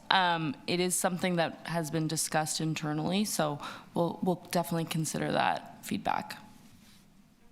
Thank you. It's not clear to us. Yeah, why? You good, Johnny? Okay. Say again? You're good on the question there? That's it? Yeah, I think it's just, it's right now it's a benefit that only permanent liquor license holders can access. So for, nonprofit or cultural groups that might be hosting an event similar to the ones that Lisa was describing earlier that might benefit an equity seeking population that does go out later. Currently, nonprofit SOP applicants don't have that same option, and would obviously add to the cultural vibrancy if that was an option for nonprofit groups as well. Agreed. Okay. Looking in the room, any other questions? Looking online, any other questions? Okay. Anybody want to offer additional comments? Okay, Jeremy? I would also say that a maximum of SOPs may be not the best route. I don't know how it works with weddings, but there are a lot of weddings halls that are all taking all sorts of people and with different SOPs. And I would think that would affect that landscape too. And I think that our group should be not different than that group. Any other comments? Looking online? Looking in the room? Okay, then can I get a motion to receive this is receive, right? Yes, receive the item? Okay, that's from Sean. All those in favor? Great, show of hands, that carries. Terrific, all right, we're plowing along here. MA 9.4, this is the FIFA World Cup Community Activation Toolkit. We've got economic development here as well, and culture to present an overview of city's FIFA World Cup Community Activation Toolkit. And I will just make note of where we are in the agenda and our need to finish by 12:30, and staff presentations that fit within that. Very good. Okay, over to you. Good morning, everyone. Morning still. My name is Alexander Bordokis. I'm a project manager with the Special Project Units of Economic Development and Culture. EDC is the division that we all know here. The music office comes out of that. I am not part of the host city FIFA Secretariat, but I am the touch point when FIFA does cross over with anything. Hey guys, can I ask you to take it into the hall? Economic development and culture. A little quieter, thanks.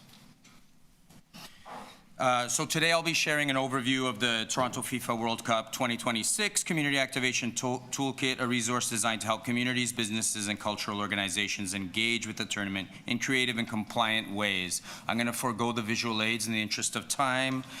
And first off, I'll start with what the purpose of the toolkit is. The toolkit is available on torontofwc26.ca/community. It looks like this. It's a PDF you can download, and it does have all the information well fleshed out inside it that I will present today.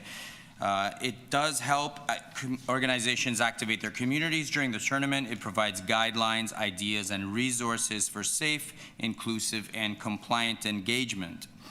Overview of the games: we have 6 match days in Toronto, starting on June 12th. The tournament itself starts on June 11th, and the last game in Toronto is July 2nd. The locations of the FIFA activities are the Toronto Stadium in Exhibition Place, as well as FIFA Fan Fest, which is on the site of Fort York, the National Historic Site, and the Bentway. The theme that we are choosing as Toronto is the world in a city, and everything that encapsulates. So it's quite broad, it's quite inclusive. We can all find creative ways to take part. One of the main parts of and I think the most useful part for all of us of the Community Activation Toolkit is the brand usage and engagement guidelines. The FIFA IP is closely guarded. The logos, word marks, and mascots is very protected. It cannot be used without permission.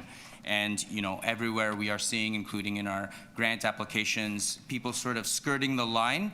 The toolkit does actually give you a very clear do's and don'ts in that. So do use generic soccer themes if you're going to go with a sports angle, and do use community-driven branding. So the focus is on what your community is doing and what your community can do rather than the FIFA IP. Do not use or imply any FIFA affiliation or use official marks. Another big piece to this, which we've received a lot of questions about, is the public viewing events. A license is required for large or commercial screenings. There are opportunities to combine screenings with live music programming for greater impact. Public viewing events are put into 3 categories. One is non-commercial, which is like your regular sports bar, a regular course of business for a not-for-profit that does show screenings now and again, under 1,000 people. Now, that does not require a license and can be activated. Special non-commercial is for larger events that are not-for-profit and that are over 1,000 people. And that does require a license from FIFA. There can be no sponsorships. There's a set of rules attached to that. And then there is commercial, which is for-profit and, of course, does require a license, whether it's over 1,000 or less than 1,000. Now, the public viewing licenses is controlled by FIFA Canada, not the City of Toronto. So you'd have to access and apply for that through the FIFA Canada website or FIFA website. I actually don't have it written here, but it's very easy to find. It's inside the Activation Toolkit, /public viewing is how it goes. All right, so ideas are welcome for you to celebrate pop-up music performances, cultural showcases and street art, international music nights with soccer-themed concerts, etc. There are some grant programs that have been available. Both of them have closed at this time. The Community Celebration Support Fund, run by EDC, applicants should hear about their results the first week of December. That's this week. We hope to get all those results out by Friday, end of day, at the latest Monday. Also, there was the local leadership grant, and the deadline was November 24th, 2025. Another interesting thing to note is that there are controlled areas. The toolkit goes into quite some detail on what those are. They are around the Toronto Stadium, a 2-kilometer ring around the stadium, as well as FIFA Fan Festival, 100 meters around the festival grounds. So there's no unauthorized branding or sales permitted. I'll just conclude that before we take some questions, that FIFA World Cup is more than a sports event. It is a cultural movement. The importance of football, soccer in the world is and in our communities around Toronto is very well recognized and known. So we have to be respecting FIFA's guidelines as per the contracts the city has pledged to conform to. Use the toolkit in a bold, inclusive activations that celebrate our city's diversity and identity. Now, if you haven't, if some organizations did not apply for the grants or they are unsuccessful with the grants, there is opportunities for you to be creative and implement your own events. You know, entrepreneurship, all of that is welcome within the confines of all the permitted necessities that the city requires and FIFA requires. So that concludes. Fabulous. Thanks, Alexander, for the presentation. Keeping it short and sweet. Do we have any questions for you? Yes, John Carew. Thank you, Chair. Just for those that are online, Alex, can you just give me an idea of what the 2 kilometers from the stadium is? That's an exclusion zone. Is that all the way up to like Bloor Street? So everything in the inner city is? No, it's, sorry, through the chair, it's about King Street. There is a map available inside the Community Activation Toolkit. Or is that? Oh, sorry. There is a part that goes right up in the circle, goes past Queen all the way to Dundas. I don't know if you can see this. There's a little map here. Just jump in and to say we'll send the toolkit out to every TMAC member after the meeting, so you don't have to worry about scribbling down the web address. Can you just give us the north, south, east, and west of that, though? Because that seems like a big area. East, Spadina. Okay. North, Dundas, when Dundas starts veering off to go northwest. I believe that's Lansdowne. West, Sunnyside. So Queen when it hits Roncesvalles.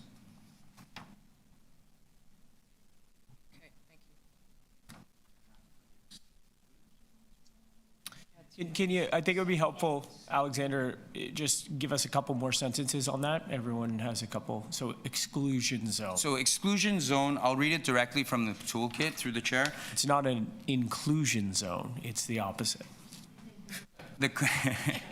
That is true. What is not permitted is the unauthorized sale or promotion of FIFA goods, unauthorized use of FIFA branding, logos, mascots, slogans, signage, advertisements that imply affiliation with FIFA. In addition, there will be no civic events in that exclusion zone. So street closures during those, again, the blackout periods. Which include the day before the game and the game day and the day after the game. But if you have a venue and you want to do programming within that exclusion zone, and you're not using FIFA's IP, et cetera, you can proceed. It's just civic events. Through the chair, my understanding is that's correct. You can proceed with your regular course of businesses. So come to the bar and watch soccer. Absolutely. Oddly speaking. Yeah. Yeah, football game at the Garrison. Yeah. Yes. Right. Okay. Yes, Kristen.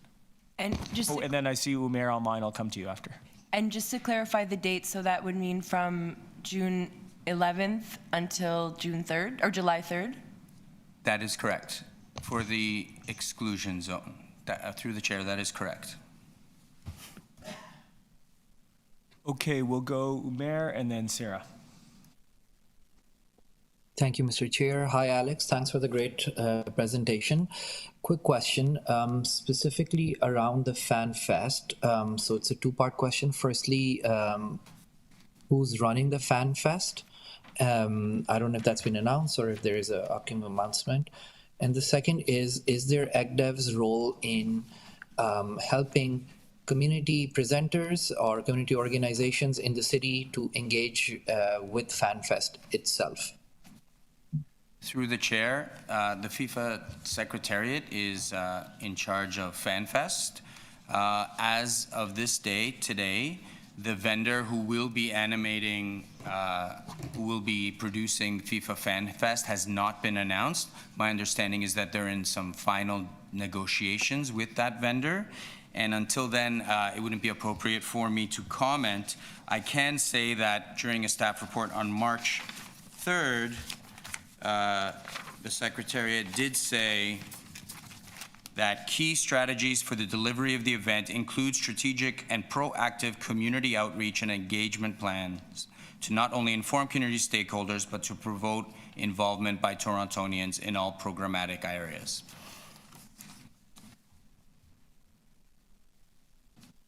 Thanks. So there's hope.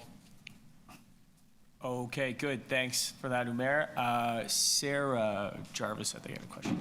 Sure. Just a bit of additional context. The games that Toronto is hosting will go until July 2nd. The tournament goes until July 19th. And so there'll be lots of other opportunities for viewing and participation that extend beyond just those 6 games. And on July 27th, mark your calendars, we're going to, in partnership with the city, going to be hosting another info session. We held one in the summer, and so there'll be another one coming up to provide some more clarity and updates on specific areas. So we're working with the Secretariat on that. And just mark your calendars for Friday when the draw will actually happen, and we're going to learn which teams are going to be playing in the city. So lots of opportunity to connect from a cultural perspective with those fans, because the assumption is, of course, many of those countries live and reside, former residents of those countries live and reside in Toronto. So opportunities to connect there outside of the FIFA restrictions. So. Thanks, Sarah. And just to clarify, is it January 27th? Yes, January 27th. And online, or is that? Online. Yeah, online.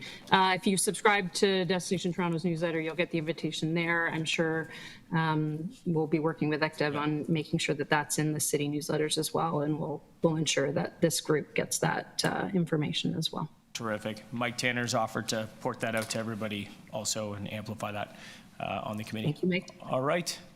Any other questions for Alexander? Okay. Thank you for being with us. Thanks for the update. Any speakers to the item? Yeah. Okay. Colleagues online, we just need a little bit of an assist with quorum. Clerks have told me. So everyone I'm looking at with the camera on, no problem. But yes, there we go. Thanks, Amy. Are we good? Oh, look at all these cameras. Wow. Fabulous. All right. Love it. We must be good by now. Thank you. And that, I think, no, we need to move receipt of this. Can I have a motion to receive? Jeremy, thank you. Motion to receive. All in favor? That carries. And that brings us to our last item, which is MA 9.5, TMAC task team updates. I know we recently heard from folks at our last meeting, so I might just sort of canvass the room and canvass online. Is there anybody that wants to share an update right now, or do we want to just carry on and receive and hear from folks in the new year? So I'm going to look in the room. I'm going to look online. Okay, I think we're all right then. So having no speakers on that, we will just move a motion to receive the item. Kristen, can you help me with that? Motion to receive. All in favor? That carries. All right, so I think that brings us to the end. Is there anything formal I need to say? No? I move a motion to excuse the absences. Anyone that... Okay, Sean's got that. All in favor? That carries. And then I think our next meeting's in February. February 4th, 9th. It's in February, so we'll see you then. And before that, I just want to say thank you for your participation, your commitment. Our city's music scene is much better off because of the rolling up the sleeves and technical work, getting in on the weeds, the questions that you ask, pushing the staff, taking their feedback, and then offering your insights and your perspectives. I, for one, really appreciate that, and I know folks broadly across the city do. And I hope everybody has a fabulous holiday season with friends and family. You get some time to recharge, refresh, and ready to hit it hard in 26. So thanks again. Great to see you, and take care of yourselves. We'll see you in the new year. Thanks.